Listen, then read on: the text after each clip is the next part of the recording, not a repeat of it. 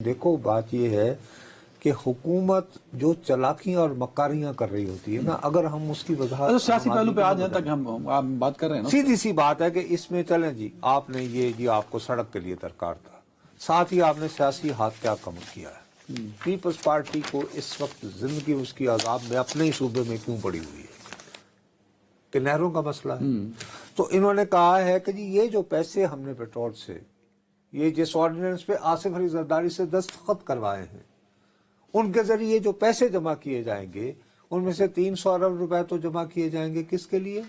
وہ سڑک کے لیے، کراچی سے اپنا کراچی سے چمن تک، کوئٹہ سے ہوتی ہوئی، لیکن ساتھ ہی 70 ارب روپے جمع کیے جائیں گے کس کے لیے؟ فیز 2 آف کچھی کینال، جو گڈو بیراج سے یعنی سندھ جانے والے پانی سے بلوچستان کو جو حصہ ان کا بنتا ہے وہ لے کر جاتی ہے، اس کی فیز 2 سمجھ آ گئی؟ ٹھیک ہے، سمجھ گیا۔ ایک اور یہ ان نہروں میں شامل ہے جو جن پہ ابھی وہ اعتراض کر رہے ہیں سندھ والے، اوہ اور یہ اس دن ہو رہا ہے جب گزشتہ 2 دنوں سے دہائی مچا جا رہی ہے سندھ میں کہ جی وہ توسا پنج نہر جو ہے اس کا پانی جو ہے وہ ادھر کیوں ڈائیورٹ کر دیا گیا ہے۔ تو بات یہ کہ جس نے دستخط کیے ہیں اس پہ وہ صدر تو میں پیپلز پارٹی آپ کا سے ہی وہی ہے۔ عرض کر رہا ہوں نا، اب انہوں نے بڑی کمال ہوشیاری دکھائی ہے۔ کس نے؟ شہباز صاحب اتنے یار زرداری صاحب کیا اتنے بھولے ہیں کہ شہباز شریف صاحب کی باتوں میں شہباز صاحب اتنے بھی بھولے نہیں ہیں۔ انہوں نے کیا کیا ہے؟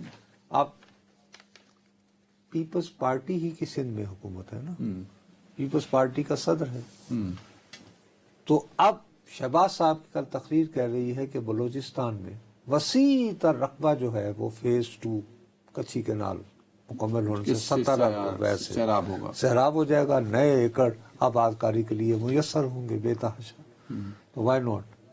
اب سندھ میں بھی پیپلز پارٹی کی حکومت ہے، اور وہاں بھی بڑی حکومت ہے۔ اس سے پہلے آپ جاؤ ہسٹری میں، بار بار بلوچستان کا مستقل یہ شکوہ گزشتہ 12-13 سال سے نہیں رہا کہ جی جیسے سندھ ہم پہ الزام لگاتا ہے کہ جی پنجاب ہمارے حصے کا پانی چرا لیتا ہے، کیا بلوچستان سے یہ آوازیں نہیں آتی کہ سندھ ہمارا پانی چلا دیتا ہے، کہ سندھ ہمارا پانی چرا رہا ہے؟ ہاں اب جب کچھی کینال فیز 2 بھی مکمل کرنی ہے اس وقت جبکہ پانی کی کمیابی ہو رہی ہے مستقل، ہیلو، تو اس صورتحال میں آپ یہ جو 70 ارب روپے لگا کے اور اس تو آپ کس سے شکوہ کریں گے؟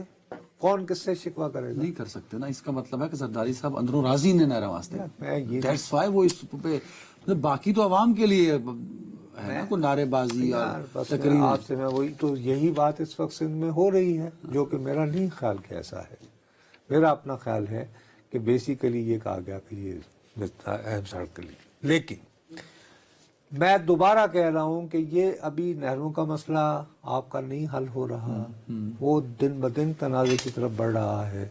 میں نے کل آپ کی خدمت میں فریاد کی، میں رویا، میں نے کہا یار اب یہ جو خیبر پختونخوا میں جو وہ آپ نے بلوچستان کا بھی ذکر کر دیا تھا، وہ خیر مولانا صاحب کی پریس کانفرنس بھی تھی، تو آج مولانا صاحب کل کہہ رہے تھے فل فلیجڈ وہ پریس کانفرنس کر دی، اس میں انہوں نے کہا کہ مائنز اینڈ منرل بیلٹ صوبے کے وسائل پر حملہ ہے، حکومت نہ سمجھی تو عوام میں جائیں گے۔ اچھا، یہ ابھی صرف اس تک محدود رہے ہیں کہ نہ ہوا تو، اور ویسے مولانا جو ہیں وہ فی الحال ان کی توجہ جو ہے وہ اسرائیل کے لیے وہ لاہور میں یادگار مینار پاکستان پہ جو ہے وہ ایک اجتماع کرنا چاہ رہے ہیں، لیکن اب ان سے ایک سٹیپ آگے چلی گئی ہے عوامی نیشنل پارٹی، ولی خان کے ورثاء کی جماعت، جنہوں نے کالا باغ ڈیم کے خلاف سب سے پہلی آواز تو وہاں سے اٹھی۔ اب وہ 23 اپریل کو باچا خان مرکز میں یہ میاں افتخار حسین صاحب نے انہوں نے پریس کانفرنس کی ہے کہ ہم ایک آل پارٹیز کانفرنس بلا رہے ہیں جو کہ اس بل کے خلاف، اس کی منظوری کے خلاف، مائنز اینڈ منرلز کے خلاف۔ سمجھ میری بات؟ اب کیا چکر ہے کہ بھائی یہ اس